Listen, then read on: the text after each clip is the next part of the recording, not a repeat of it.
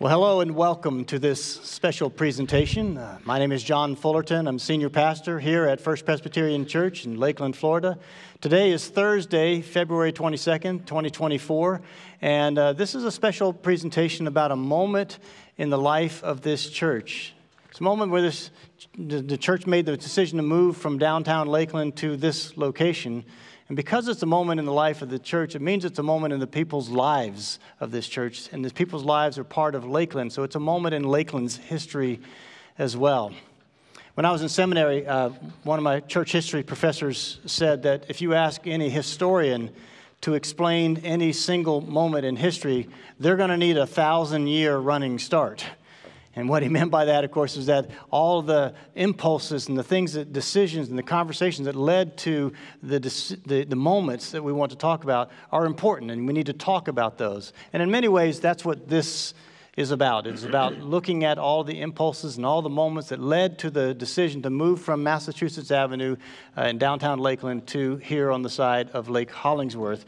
And so I will tell you this, and then hopefully two of the people who are up here with us will also tell this story. But two people who are on this platform, this all started because one of them was curious and asked a question. And that's Wes Drake, asked a question of Ralph Allen, as how do we make this move? And I hope you guys will tell that story while we're up here today. So that eventually led to this. A moment where many of the people who are either were part of that or knew stories of people who were part of that or who had family members who were part of it, they're the ones who are up here right now. The intention of this is to make this, while there will be certain pieces that each of us will tell, the intention that this will be a conversation among those of us who are up here on this platform. So we've already talked about this a little bit. As stories come to mind, we'll feel free to jump in and tell those stories as they happen. I would just ask each person here as you begin to share a portion of it to introduce yourself so we can kind of set you in the context of how you're part of this story here. And just let you know finally that there will be, after this, not only will there be this video recording of this moment in our history, but there will also be a printed summary of this that will be created by Dr. Mike Loudon sometime shortly after this presentation. Having said that, we're going to jump right in now, and the first person up to tell you a little bit about how all this happened is Dr. Mike Loudon himself. So, Mike? Thank you, John. I'm John Loudon. Everybody calls me Mike, and I was pastor here from 1999 until 2018. For 19 and a half years. I want to take everybody back to 1885 because that's when the village or the little town of Lakeland was incorporated. Mr. Munn, of course, I think he came down from Indiana, started the village of Lakeland. And what put Lakeland on the map was that Henry Plant brought his railroad through Lakeland, and Lakeland really became a railroad center. Oftentimes we would think of it as a citrus center or a phosphate mining center. That came later. It was originally a railroad town. And the very first church in Lakeland was First Presbyterian Church. It was very close with First United Methodist. They were chartered within a few weeks or a few months of each other. We had the first church building in town, and that was on Tennessee Avenue. A little wood-framed building. It's where the jewelry store, Gaines Jewelry, is presently. The first pastor was Caleb Jones. He was a missionary that was sent down from actually the Northern Presbyterian Church. The Northern and Southern Presbyterians split in 1861 during the time of the Civil War, and this area, of course, was part of the Confederacy, a part of the South. But the church that was formed here in 1885 was a Northern Presbyterian church. And Caleb Jones was here for a year or so and then left, and other ministers came. It stayed a small congregation of like 50 to 60, 70 members up through that end of that century. In 1907, I believe it was, we switched over and became a Southern Presbyterian church.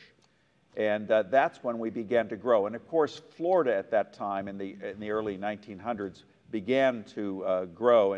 enter into the boom period, as we call it. By 1919, the church needed a new building, and so they moved from Tennessee Avenue over to Massachusetts Avenue, between where the Elks Club was, where that big, sort of where the fountain is now, a little bit next to that, and next to what would become the new Florida Hotel. We built a little buff brick square church overlooking Lake Mirror. I love to walk that lake, by the way, every week or twice a week, and I often walk up through where our church was. I did that yesterday, just thinking about this congregation. The longest serving pastor of the church was Dr. Charles Raymond. He came in the mid-20s and was here to the mid-40s. He was here for 21 years. I'm the second longest serving pastor for 19 and a half years, and then Dr. Dahlberg, 16 years, is the third longest pastor. John will be the longest serving pastor when he serves for 30 or 40 years here. Okay. Just going to prepare you for that, John. Thanks, Mike.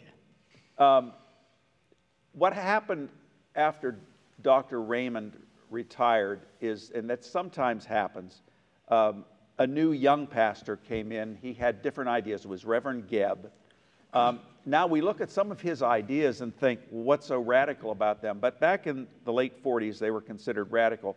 Other than, we used to have a men's Bible class and a women's Bible class, and he came in with the idea, let's have couples classes. Well, that didn't go over very well with the old guard. He also didn't want to use Presbyterian Sunday school curriculum. He wanted to use like David C. Cook or other curriculum. Well, today that's not considered a big deal, but it was back then. And so there was tension that developed, and it was tension between the old guard and between the young folks that were coming in, young couples coming into the church. And after about 2 or 3 years, Reverend Gebb was asked to leave, and that went to the presbytery. You can't just fire a minister in the Presbyterian church. You have to go through the presbytery. That was appealed to the synod, which is the larger regional governing body. And Reverend Gebb finally was asked to resign and was sent packing. Well, about 300 of the 650 members disagreed with that, and they left the church en masse. And they went over to where the old Methodist church had been. By that time, the Methodists had built their new church on Lake Morton. And the group that left First Presbyterian went over and they formed a Bible Presbyterian church, and were on about where Peterson Myers is now, in that area. And Reverend Gebb then was called to be their new pastor. So First Presbyterian went from something like 650 members down to about 350 members. But I think it was Reverend Frazier came in as the interim and kind of put oil on the waters, calmed things down, and then Reverend Newton was called, John Newton. Now, I love that name because it's like the John Newton who was back in the 1700s who wrote Amazing Grace. This John Newton was a wonderful pastor, a wonderful man, and of course it was the fabulous 50s. And in the 50s, mainline churches like Methodist, Presbyterian, Lutheran, Episcopalian all grew like crazy. Now we're all declining like crazy, and the churches that were then considered the sideline, the Pentecostals and the Independents, who were on the far side of the tracks in those days, are now the mainline churches that are growing. But that's a story for another day. But John Newton came in, and the church in these fabulous 50s, many young families, new families came in. The church grew, and soon it was back to 600, 700 members, and they realized they needed a new sanctuary. So they had built the Christian education buildings. Now they needed a new sanctuary, and so we call that the 1955 sanctuary. And it's actually located where the parking garage is now for the new Florida Hotel, which is, of course, now a apartment complex there on Massachusetts Avenue. Well, we were in that church until about 1978, and somewhere about 1975, 76, it was decided that the church had grown. A new pastor was called, by the way. It was Dr. Dahlberg. He came from Miami. His roots were in the old United Presbyterian Church of North America, same as my roots. And he came from Youngstown, Ohio. I came from Newcastle, Pennsylvania, 20 miles apart. So we have a lot of similarities. And he had been in Miami. And he was called to become the pastor, and the church grew to about 1,100 members, and they needed a new facility. So that's the story of us having realized we needed to move from the smaller facility we had, even though it wasn't that old, it was only built in '55, only 20 years earlier, and move from downtown out to a larger facility. Part of the problem was we had a parking garage. It was across the street. I don't know whether it was 2 or 3 stories, but it was very steep, people have explained to me. And I also have heard the story, now I don't know whether it's true or whether it's apocryphal, that there were a couple little girls that almost got hit running across the street to the parking garage, and the church fathers, like Ralph, decided it was time to move where there would be a large parking lot, nice facility that the church could continue to grow. So that brings us up till today, and anybody else can jump in. I've learned a lot of this because Peggy has put together, and we have the archives room, but nobody knows where it is. It's like an air raid shelter over behind what used to be the library. And she also put together this great history book of the church when we celebrated our, anniversary a few years ago. Yeah, 2010.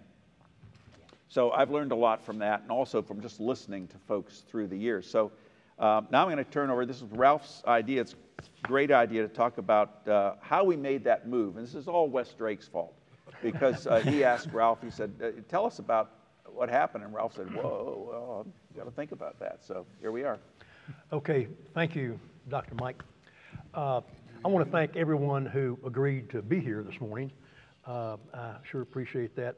The person to my right, I think, has an appointment out of town, but fortunately he was available for 10 o'clock this morning. And I want to ask Parkhill Mays, he and I are the only members then and now, and so Parkhill, please chip in anything that you possibly can. And our memories can be very vague after 47, 48, 50 years, and so we may not have all the exact information accurate, but anyway. The person to my right is Bill Taylor, and the reason that he is there is that his daddy, E. Willis Taylor, would be, in my judgment, the most important member of our church in 1975, relative to having the construction experience. His company built phosphate plants, and he was just instrumental with everything.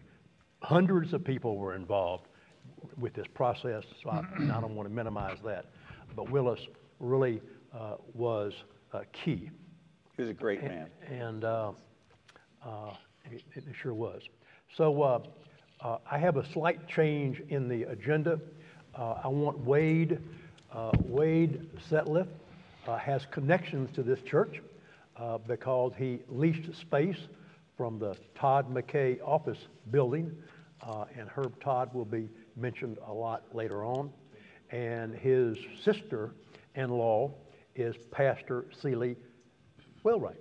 And so we're thankful that, you're part of the Seeley Martin family and have been for decades. But so Wade, tell us what you remember as far as us soliciting you to design a replacement church for Massachusetts Avenue. The relationship was with a partnership, and that was Bruce Renfro and Dick Jones and me. And Bruce Renfro should be in this chair. He was a great guy. Yeah. But I know it was a close working relationship with him. And so the details of it, I'm not aware of. So I remember several meetings, and of course your office was a half a block from our church, so it was very convenient to slip up to Wade Setliff's office and receive any ideas that he may have. But you had several series of drawings of what you thought could occur on that particular property. Well, these were prepared by Bruce Renfro. Okay. But anyway, any other reflections or comments? No. Wade? Okay, not thank really. you. I do not have vivid recollection on how we concluded that it wasn't real smart to tie in our church to a parking garage across the street. Of course, there were significant less traffic on Massachusetts Avenue then compared to today. But I do remember a pegboard in the church office that pegged every single member on where they lived. And it was clear that many of our members were to the south of town. And, but I wish I could recall a meeting that we concluded we shouldn't stay downtown, we need to move somewhere else. Does any, Park Hill, do you have any reflections of that, or Paula? Yes, I do. Okay. I have some personal reflections, and I have some interesting documents that Let's get you to hold that right there. Hold that up to your mouth. that Alina gave me, and we went back and researched the financing aspects.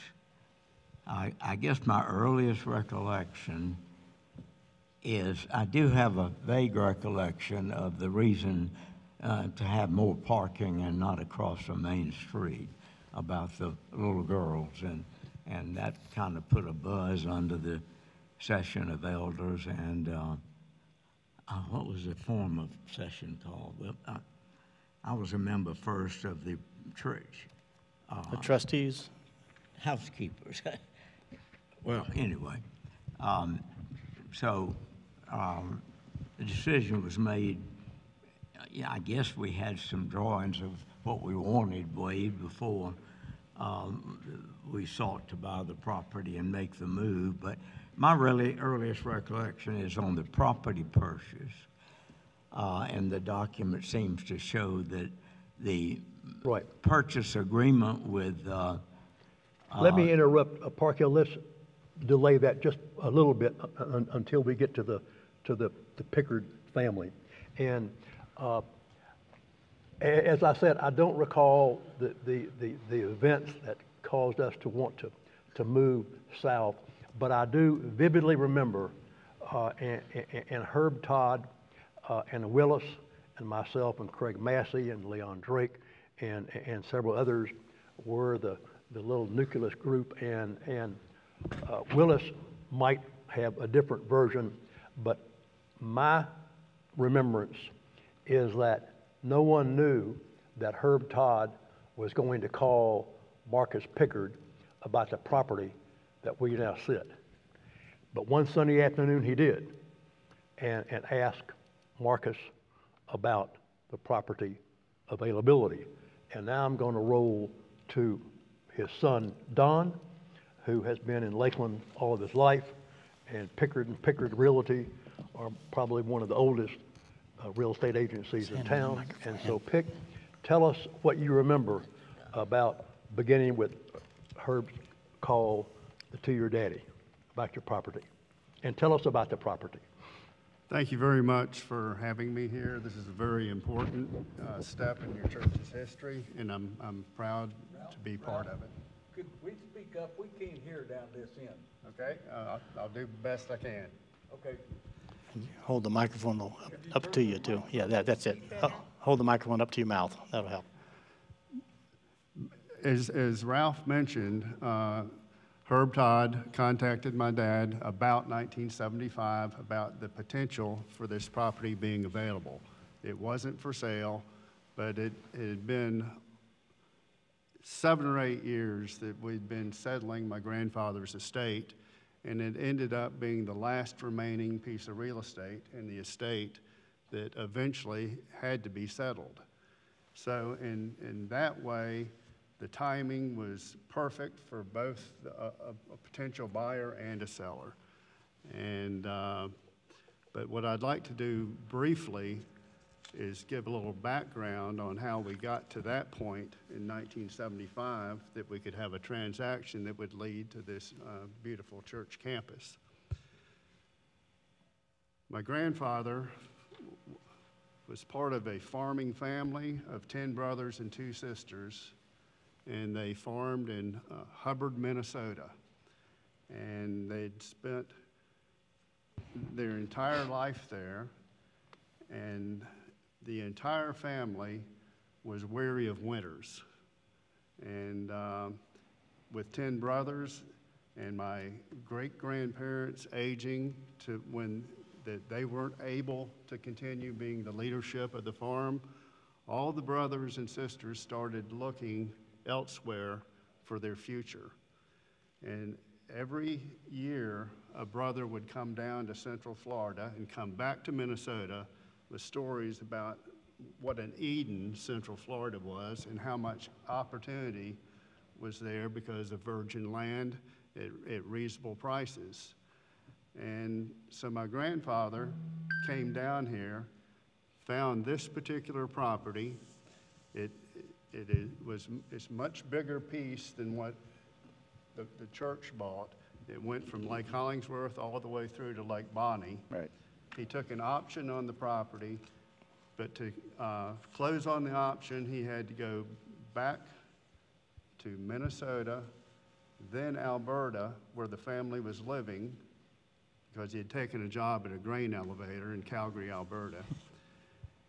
Get them, and by train and horse-drawn wagon, get back to Lakeland to close on that option.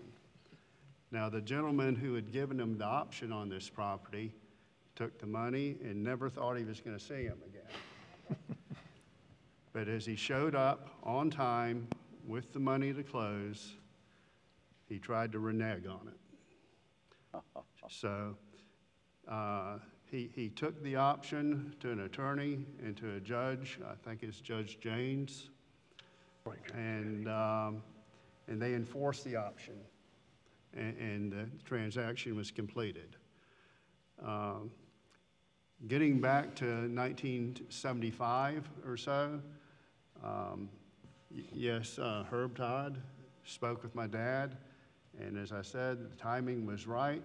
The family had been getting unsolicited offers from developers for a number of years, and frankly, that was the way it was going to have to go if we hadn't heard from First Presbyterian Church about an interest in the property.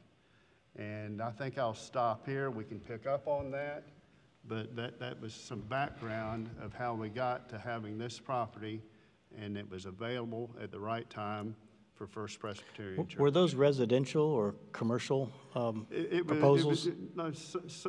A variety of residential, but more likely more high-density condo development. And your father didn't want any of that? Well, it was, if First Presbyterian Church had not come around, it was going to happen that way. So I think that's where we got a cooperative partnership between a seller and a buyer to find an interest in both parties that we could serve each other. And there were a lot of steps along the way, but everybody had an interest in understanding each other's point of view and accommodating those points of view, which solved all the numerous problems along the way. I remember Marcus Pickard telling Herb Todd, I think that would be a perfect use for our family property. And so I think if we had wanted to develop 4 lots or something, it might not have been the same. But we acquired the property, I think it's 11.88 acres. I may be a little off, but we acquired the property for $350,000, and the present value of that, I asked Allen and Company to give me the exact CPI index from that point to the date. It was $2,002,000 today. And so just think of a blessing for us to acquire this size property on Lake Hollingsworth for that amount of money today. And I'd have to ask Pick or Rob Kincart in the audience how much it would sell today, but it'd be an awful lot more than $2 million. When I asked Paula Todd to join us today, she said, I don't think I would be able to add anything at all. Well, someone signed the purchase agreement for the property, and his name is Herb Todd. And so a little story there. Any comments about the property? Ralph, I had, through some research and reading up on the whole process of the move, I'd noticed that the church had researched, it mentioned 3 different properties that they had researched. One was the possibility of going to Chapel in the Grove, merging with them, and the possibility of taking down their facility and rebuilding there. Another, of course, was here, where we are today. And a third mentioned 20 acres on the south side of Lake Hollingsworth.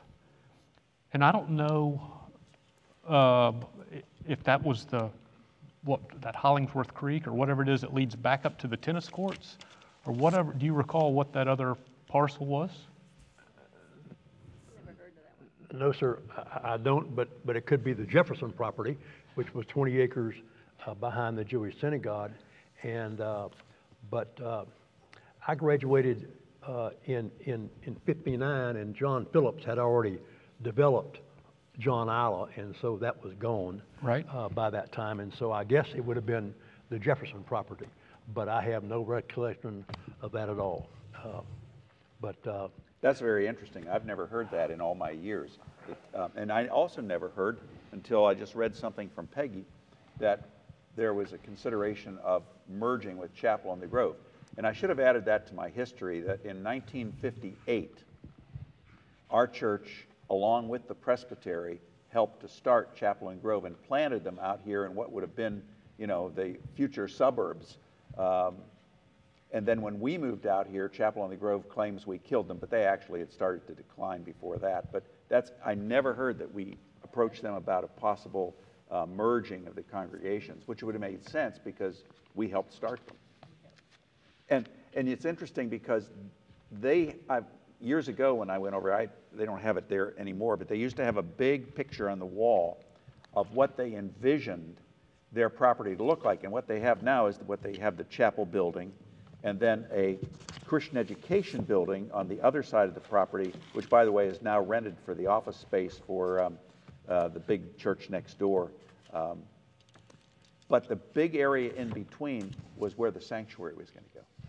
And they never did build that big sanctuary. It was going to look somewhat like what we have here. And one last thing, Ralph, I was just reading back in here. It said it was the Henry Clement property. Okay, that's on the east side of Lake Hollingsworth, where Rob Kencart now lives. And so I don't know, Mr. Clement obviously was a member of the church. His wife was named Frances and his daughter Adelaide, and they were active members of the church, but I just don't recall whether what that discussion. So it's interesting. So the reason that all of us are meeting is to pick up good ideas, and so we all are learning something.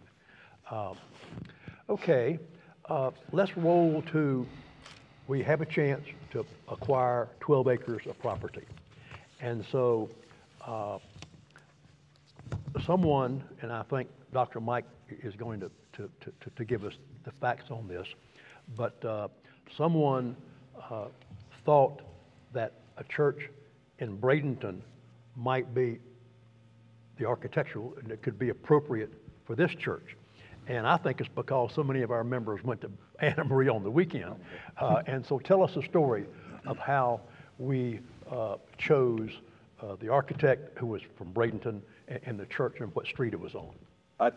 Bill, I think it was your dad that told me this story. There is a church that had been newly built in the Bradenton area, and I've been down to visit that church. It's called Palma Sola Presbyterian Church. And your dad and a couple of others, and he named who they were. One was Zimmerman? Otto Zimmerman. Otto Zimmerman. He was an employee of the Willises. They went down and looked at that sanctuary, looked at that church building, and decided that's what would look nice here.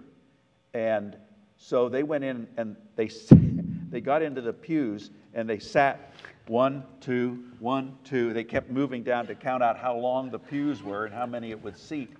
And it's interesting because Joyce and I, before we moved here, had come down, I think it was 1997, we came down to vacation at Anna Maria. And being a good Presbyterian minister, come Sunday morning, we wanted to go to church, so we went to Palmasola. And I remember thinking, wow, this is a beautiful church.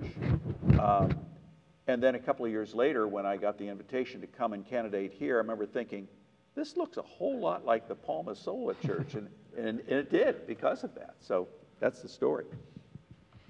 Interesting. Well, so we have to worry about the construction.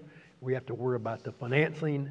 And I remember 5 of us, Willis Taylor, Herb Todd, Leon Drake, who moved from Lakeland soon after this church was completed, Craig Massey, who was a lawyer, and the first husband of Miss Paula down there, and myself.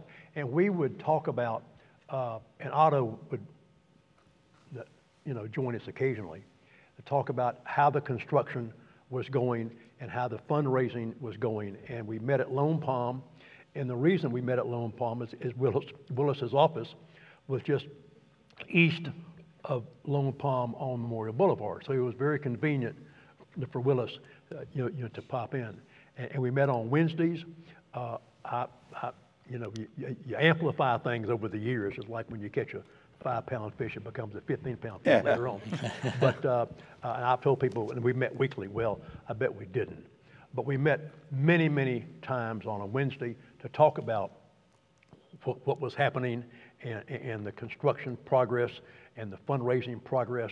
And we would, have the financials of the construction cost and also the fundraising totals, to date. And I think that I know something about balance sheets and income statements, but Willis gave us a financial report, and at the end, it was MICOE, $87,500 or something. And I'm a little timid. I would sit on the back row of a church instead of the front row. And so I sat there when he was talking about it, and I said, what in the world does MICOE mean? And I said, Willis, I'm sorry, I'm sure all of y'all know, but what in the world does MICOE mean? And he says, make it come out even. And I thought about using that from time to time at Allen & Company, but I never did. And Ralph, I'll have to mention to you, I think I told you this once before, he used that throughout his business career. And you're the only person that ever asked him what it stood for. Everybody else just accepted that it was a true calculation of some sort. But anyway, Willis was just wonderful, and Leon and Craig and everyone participated in so much. Okay, that rolls into the building fund. I was asked to serve as a building fund chair. And I asked Mary Ann Williams, and I invited her today. She lives at a carpenter's home, but she's an excellent writer, and we wanted to communicate with the congregation how our fundraising was going. And I remember we wanted it to be recognizable, and so we chose a blue color stock to print her comments on, and we probably did this at least monthly. It would have been business-wise to do it more frequent, so I'm sure we did. But she would write the report and bring it down, and the church must not have had the Xerox capability to use that kind of paper stock, and so we would bring it down, and Allen Company would run it off, and she'd get the several hundred pieces of paper to go back to the church to mail. But she was wonderful to help with the building fund, and so that. At some point in there, this time to talk about, borrowing some money, and so I hope that Park Hill has some comments from Ralph Blaylock. Ralph Blaylock was an officer with Florida National Bank. You mentioned Gaines, which is across the street from Gaines on Tennessee Avenue, and he has a golf tournament today, so he couldn't attend. But the loan we acquired the property in April of '76, and the loan document was signed December of '77, and for $1.2 million. $1.2 million adjusted for inflation is $6.6 million today. Park Hill, any comments about Yes. Ralph Blaylock, et cetera, in Florida National Bank? Yes, Ralph and I had a visit and tried to reminisce some of the details of something 50 years ago. That was a little difficult, but I recall on signing the first note, my recollection was that the first note was $350,000 purchase, and it funded the purchase agreement that was signed between Mr. Pickard and Herb Don, right? Yeah.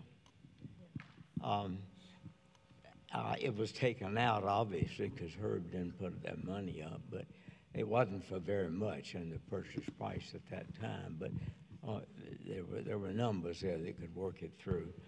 And so a group of us elders went over to Dick Ellis, who's the president of Florida National Bank. Some of you may remember Dick. He was a great president, a wonderful guy, but he, at the end of our discussion with him, he had the papers all filled out, and he said, now, I'm going to ask that each one of you sign this on this note as a guarantor. And I may have been the only lawyer in the group. I said, yeah, Dick, that means that you can sue any one of us for the entire amount of $350,000. And he said, Parkell, said, I would never do that. You know me. Yeah. But he said, this will make you work like the devil to pay this loan. Interestingly, and looking at the same documents Ralph looked at, he's probably got better eyesight. But I saw it actually was signed, the purchase agreement, in 1996. And later, the mortgage took the purchase of $350 out, but I haven't seen the first note for the purchase price. But the second note was signed in, I think you said 77, Ralph. And we didn't move in until when? 78. December 78. 78. Christmas Eve, 1978. So what was the purchase, what was the situation with the building? We didn't get it built in a year, did we? I just don't recall, but the note. Willis was magnificent in Honcho and the building. He had that talent, and he put a lot of effort into it. And I just, that would be a quick construction of that building. But anyway, that's my recollection. Ralph Blaylock told me that the loan amount exceeded the limits of the Florida National Bank in Lakeland, and so he had to help to obtain assistance from the Florida National Bank in Bartow in order to satisfy the Florida National Bank That's exactly policy. Right. That's what he told me. Well, yes, I'd ma'am. also like to add, my father's construction company, Pritchard Wetherington, was the construction company that built this church. Well, my goodness, I knew there was a real good reason that you were here, because I did not remember that. In the church history, under 1977, it says a congregational meeting is held to approve the financing for an erection of the new church on Lake Hollingsworth site. So that would be early 1977. So it was built, finished by December of 1978. Well, the reason it was finished quickly is because of Willis Taylor's construction experience, and he would come by the property because we would talk about it at our Lone Palm lunches. He would come by the property a time or two a week, but I remember Otto Zimmerman, who was an employee of his, being here almost every day. And Wes Drake a few months ago asked me if I was involved with the property purchase, and so, and I said, well, I guess a little bit, Wes, I was involved. Well, I guess I was more involved because I signed the note. As vice chairman of the board back in those days, the diaconate controlled the property, controlled the assets, and so forth. And so I guess I did have something to do with that. Any other comments on the loan? There was a question about how many people signed that. Okay, yes. I remember that we had to have a bunch of people, to guarantee the loan. And so we said, well, the guys that make a lot of money are the physicians. And we had a lot of physicians among our membership. And we said, how in the world are we going to get them to meet? They go to work early in the morning and stay late at night. How in the world are we going to ever get them? Well, Willis and I decided, and probably Park Hill, to have a 7 o'clock a.m. meeting in the Fellowship Hall on Massachusetts Avenue on their way to the hospital, so we could catch them then. And I don't remember how many people participated, but I did just some calculations, and it was clearly more than 10. It was not 40 or 50 members, but 25 members guaranteeing $48,000 equals the $1.2 million. And I would think, Park Hill, that would be a sensible amount that we asked for to get 25 of us. And we had a pretty good turnout at that 7 a.m. meeting, and Willis and I made the pitch, probably Park Hill too. But I remember calling others, meeting at their offices, meeting at their homes, or meeting at the church to try to, to get the number needed that the bank required in order to close a loan. So I would suspect that maybe 25 of us guaranteeing $48,000 apiece would be something that would be doable. It was divided into increments. Anyway, any other questions about that? Ralph, I have a comment. Okay.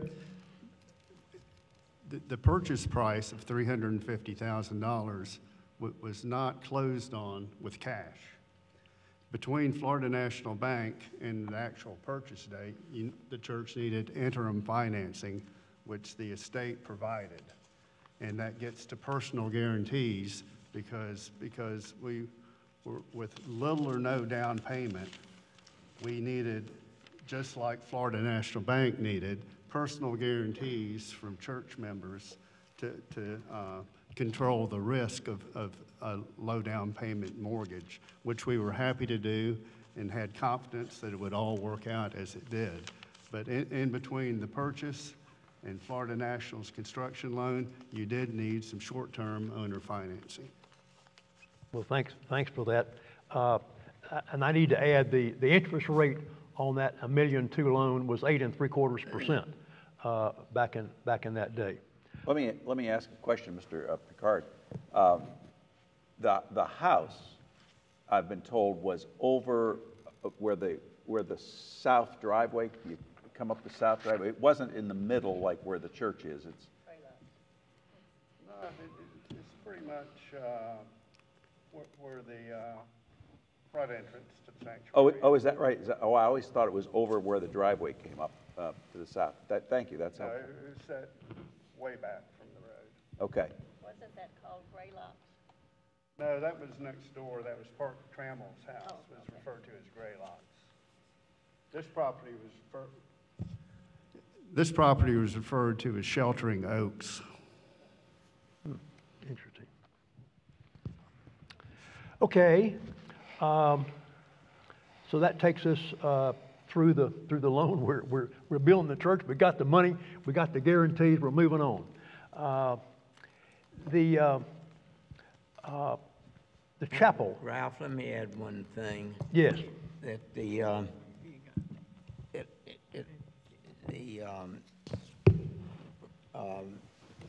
receipt of purchase and purchase price and the purchase agreement, they were all tied in together.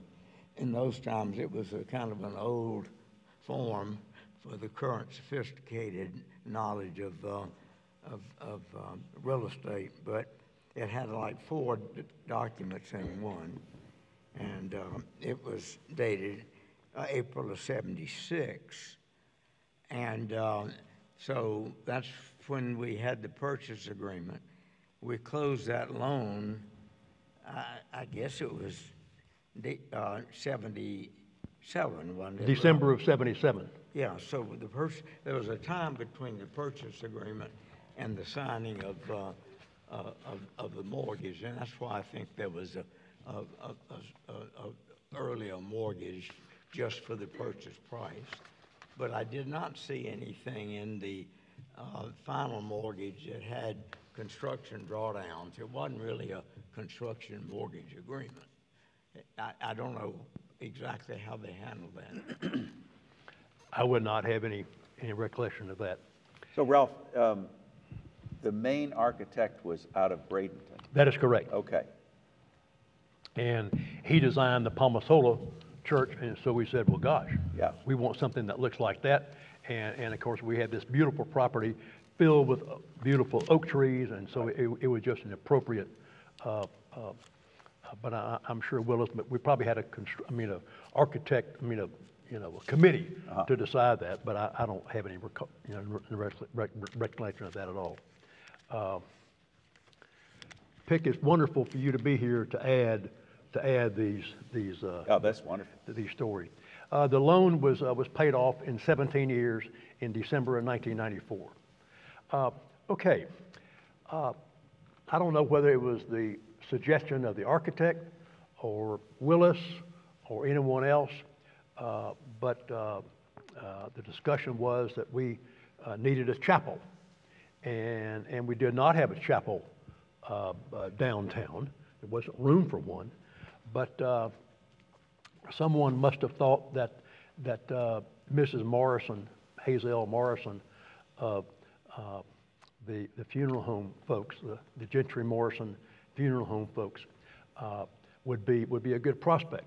And my father was close friends with the Morrison family, but at that time I was 35 years of age, and so Willis asked if I could get the appointment, and I did. So he and I visited her on East Maxwell one afternoon. It seemed like yesterday on some of the points, and the amount that we asked for was a amount today adjusted for inflation for $825,000. And during the discussion, she wanted, if she gave something, she wanted the beams like we have downtown. Right. And I have a copy of what the Massachusetts Avenue looked like, and so we passed this on to the architect, and the architect says, well, that's just not going to work. That's just not going to work at all. And so we must have conveyed that to Mrs. Morrison, and Mrs. Morrison quickly, very quickly, told us that it was going to be exactly as she wished. And so we therefore instructed the architect, you need to choose another of your partners or something, because we must have beams in that chapel. And so she agreed to do it. It's wonderful. And do you remember what you asked for? You said it was inflation, $825,000, but do you remember what it was? I do. And when I was building for the chairman, I never wanted to know who gave what. Yeah. I wanted to know that John Doe had given, because we gave this report to our little luncheon group at Lone Palm. And but I do know, and there's no descendants. The only descendant of Miss Morrison today is a great nephew in Duval County in Florida. but it was $150,000. Thank you. And, but if, yes, The sir. chapel. If, Mrs. Morrison gave $150,000 for the chapel. if there were any members that I would be aware of, and I would not have released that number. Any other questions about the construction, the fundraising or anything? Was the construction of the chapel same time as the church? Oh, yeah. It all came Yeah, together oh, yeah, at the same yeah, time? yeah. Someone must have wanted a chapel, someone said we have enough property for a chapel. I don't recall how that happened, Was but, the columbarium at the same time? no, sir. That was decades later. That was later. Mike could offer that. Ralph, Peggy can probably tell the interesting story, and Bill probably can too, about the cross in the chapel. Is that? Okay, Peggy and Bill, do you know that story, Bill? I do. Here, I'll let Peggy tell the story. Okay.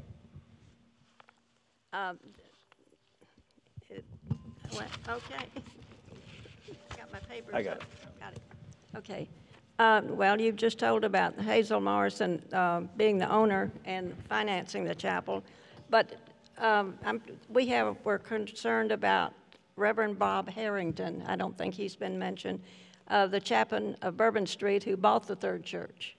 He wanted to establish a Christian motivational center and also wanted the cross. The story goes, this is another one of Willis's, that Bob had been out of town for a few weeks, and on his return, he missed the cross. He called and asked to have it returned. By that time, the cross had been installed in our new chapel, and we weren't terribly excited to return it. We then had our finished carpenters build another cross similar to the original one. We took the replacement cross and installed it in the Massachusetts Avenue Church. Bob never knew the difference, and we got to keep the original cross in our new chapel on Lake Hollingsworth. Thankful to dear friends Willis Taylor, who is also the chairman of the building committee. Bill, you want to add to that? No, I think that's the same way I had heard the story, and I don't think it was coincidental timing that Mr. Harrington was out of town. Yeah. So it's just, quite honestly, I had forgotten about the story, and a friend of mine reminded me of it when I was telling him about this group discussion that was taking place. He said, "Oh gosh, what about the cross story?" And that's what brought it back to my memory. So, just the same. It's a fabulous story, and some may remember back in the 70s, Bob Harrington was a big deal. He was the chaplain of Bourbon Street, so to speak, and had written some books. And then he began to travel around the country with Madalyn Murray O'Hair, who was the famous atheist, and they would do debates. And then Bob decided to move his operation to Lakeland, and he was going to buy it, and it fell through, our downtown church, and make it his world evangelism center. Unfortunately, he brought along his secretary, who became his girlfriend, and they camped out upstairs in the church. So that whole thing fell through. But that's the cross story when he was out of town, and your dad going in and taking the cross is one of the great stories. The other one is the story of the steeple. Peggy, you want to tell that? Here, hand that mic over, Wes. Okay. You got to get it real close to her. Get it close. I'll take it. Well, this is another Willis Taylor story. When the chapel steeple was being installed, the cross didn't fit on the steeple as it should have. So Willis Taylor and Otto Zimmerman went to Crowder Brothers hardware store at Southgate and purchased a toilet bowl float. It was painted white to match the steeple and installed below the cross. It worked, and it now fits on the steeple. Well, it did fit until Hurricane Jean came along in 2004 and toppled the steeple along with the vault below it. We can thank Pastor Mike for rescuing both of them. Now you know the end of our steeple and toilet bowl story. And that that steeple is in archives. Yeah, the bull is. Yeah, Otto and your dad looked at it and said, "There's something wrong. It doesn't look like the main steeple." And then they realized that the steeple, the cross sits on top of this round globe. So they went to Crowder Brothers and bought the toilet bowl float and painted it. And I was sitting in my study, and we'd had those 3 hurricanes. And I don't remember whether it was the second one or the third one, but it was afterwards, and it was a Wednesday afternoon. You know, cars were coming in because we had Wednesday activities and stuff. And fortunately, no one was around, and there's just a regular storm that came up, a windstorm, and all of a sudden the steeple, I heard this huge crash, and I looked out, and the steeple had fallen off. And everybody was gathered around, and I ran out and saved the toilet bowl float. So it's now in the archives room. Anyways, it's a great story your dad told me. I had forgotten those stories, and I had forgotten about Reverend Harrington, but anyway, any other comments on that? Okay, another thing that I thought of was the stained glass window, the oval stained glass window. And my father was building fund chair, or chair of the finance committee as it was called, for the 55 project. And a dear friend of his was William R. Ward Sr. His son and Mary have been longtime members until he passed away of this church. But they were on the same class in the Board of Deacons in the 1954 class. And so I assume my father asked William R. Ward Sr. To fund the oval stained glass that we now see behind the choir loft. And I have a picture of the Massachusetts Avenue Church with the stained glass that's there. And so it was dedicated in 1955. Yeah, it was the opposite. The stained glass and the cross on the front, which I'm passing along here, was on the front of the church, not now, and we redid it and put it in the back at the chapel, or chancel rather. It was on the west wall of the Massachusetts Avenue Church. It's amazing how they took all those stained glass windows and brought them into the front of the chapel. That was that was brilliant. Pass that on to Pastor John. But Mike, yes, sir. This was in the front of the church. It wasn't The street side. The west wall of the Massachusetts Avenue Church. The street side, yeah. Okay, and now it's in the chancel. And we had I was always disappointed that my mother and father didn't participate in one of the stained glass. I guess they didn't have enough money or something. But anyway, they were on the windows of the Massachusetts Avenue Sanctuary, and the committee decided to place it along the wall entering the sanctuary now. Yeah, there's a whole book on the history of the stained glass windows. Okay. Ralph and Mike, and maybe it's in that book, but all of the vertical stained glass That's what I'm talking pieces were brought into the sanctuary. But did the ones that are now in our Welcome Center go in at the same time, or did they go in later? And if they didn't, where were they until they were installed? Thank you, John. The stained glass that's in the Welcome Center, what's now the Welcome Center and the library, was the fellowship hall. And those stained glass windows were put upstairs in storage. And when we remodeled and built this building and then remodeled the rest of the building, and Peggy can tell the whole story, they brought those stained glass windows down and reinstalled them. And the guy who's downtown, he has a stained glass window shop downtown. I'm trying to think of the glass onion. The glass onion. The glass onion. He put those windows in. And they had been from the 1955 building. And we're in storage. Anything more to add? It's all in Peggy's booklet here. Originally, these windows were on either side of the crossroads window in the sanctuary on Massachusetts. The names of the parables were added to each stained glass window in 2001 to make these windows equal in height to the Acts of the Apostles, or the Lonnie Brown window. These identification panels or windows are made possible through memorial gifts by Peggy's family. There you go. Oh, thank you. Wonderful, wonderful information. I love history. Well, that concludes the agenda, I think, Pastor John. Yeah, I just Do want you to, have at this something, point, Paula? just see if anybody has other comments, things that we have not said. Paula does. One more comment, and this is from Betty Walton, which you may have remembered. She was a wonderful little lady and very talented.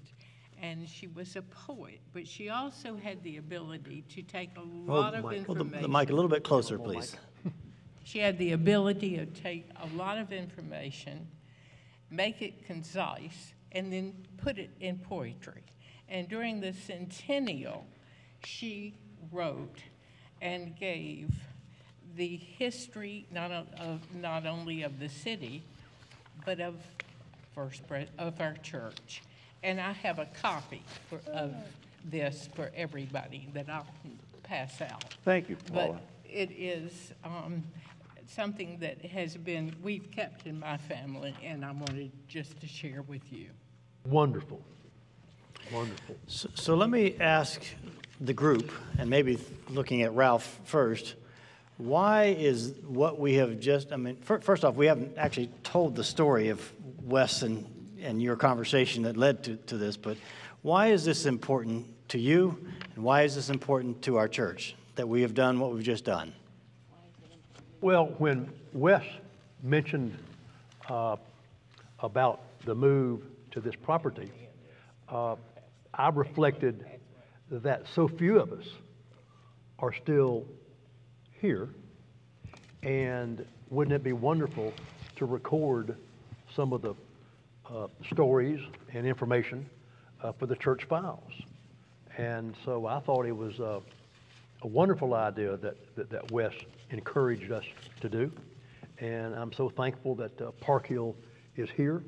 Park Hill has been a huge member of this church and of this community and of this state.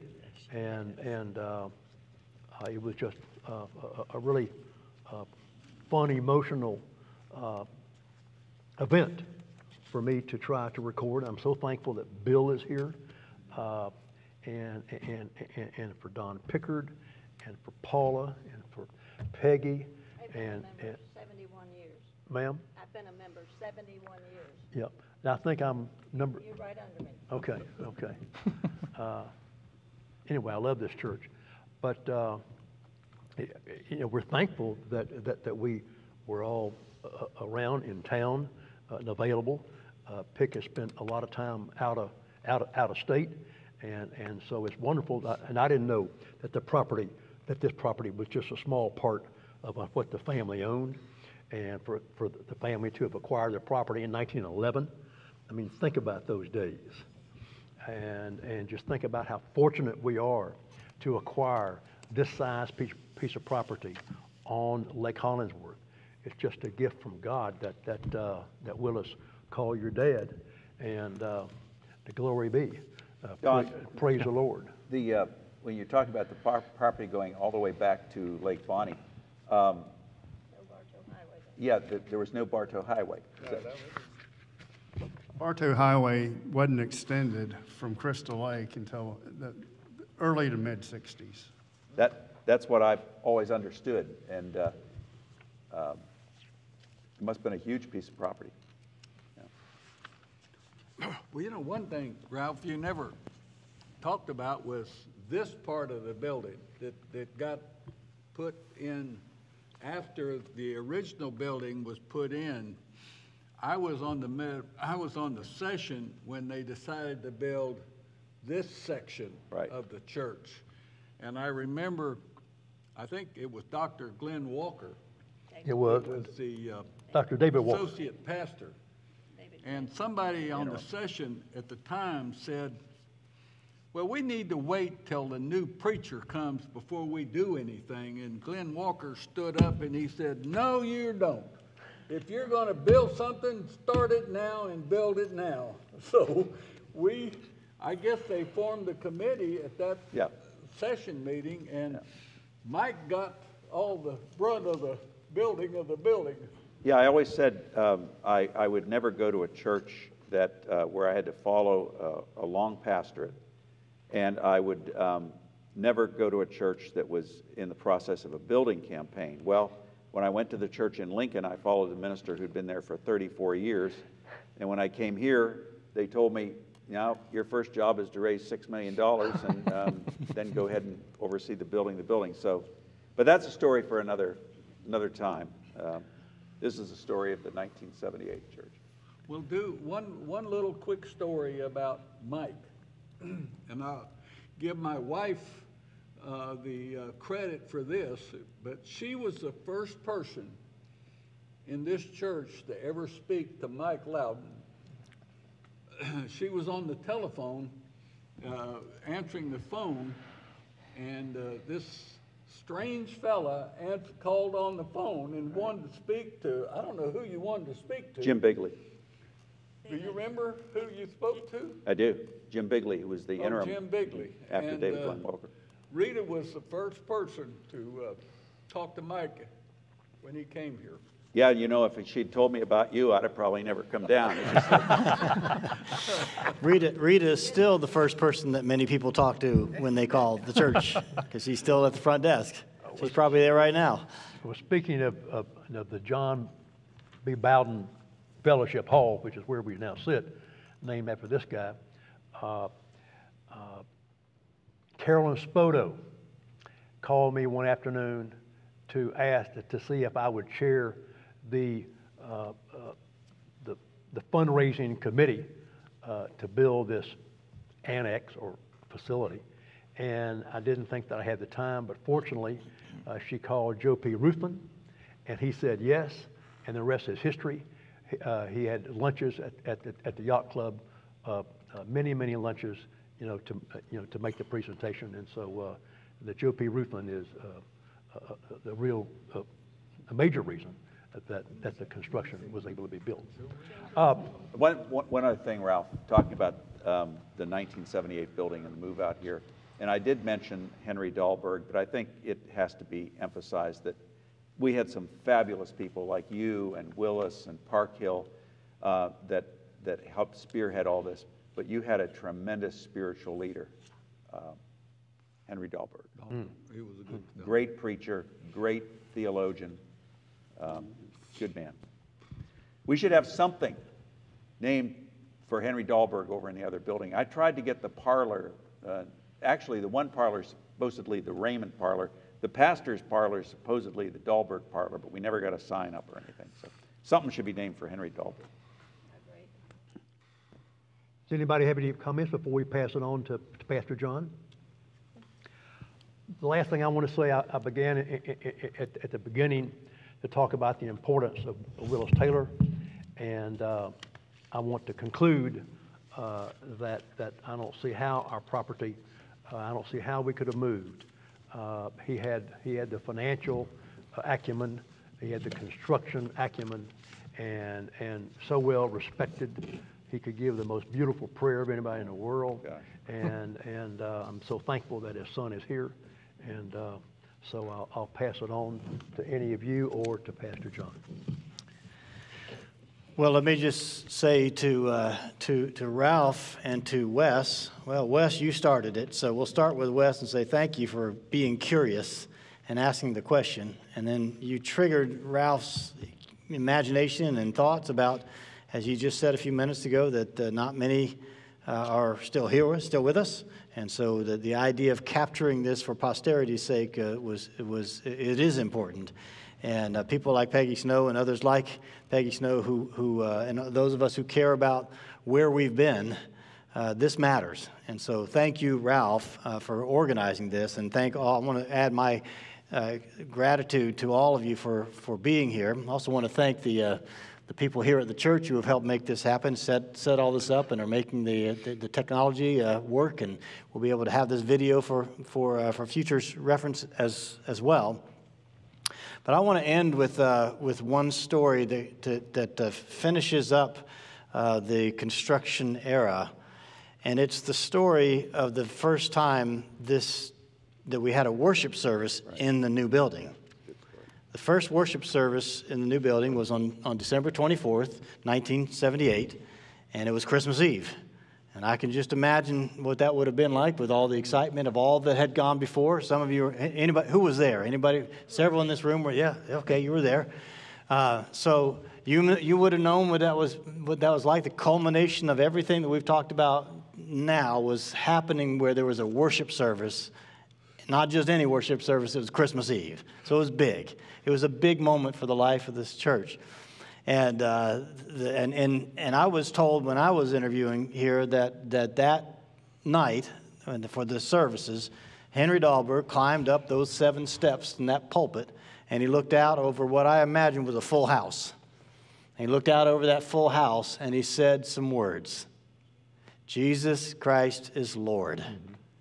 So the very first words that were spoken when this church, after all this work that was done, spoken over to a full house of congregation, was a reminder of what we're doing in the first place.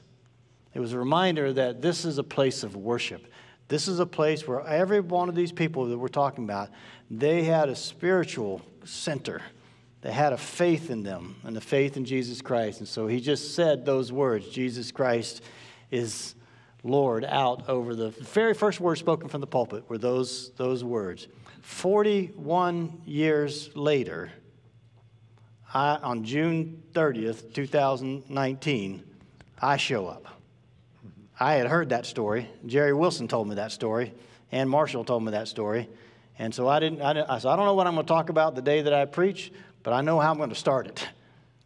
And so I had that as the core, and I climbed those same 7 steps, and I looked out over that. It was a large, how many were here that day? It was a large, we combined all of our services, and I said those same words, "Jesus Christ is Lord." And I think what's important about that is, I think that if we could have gone back to buildings 1 and 2 and 3, that somebody could just as easily have said that.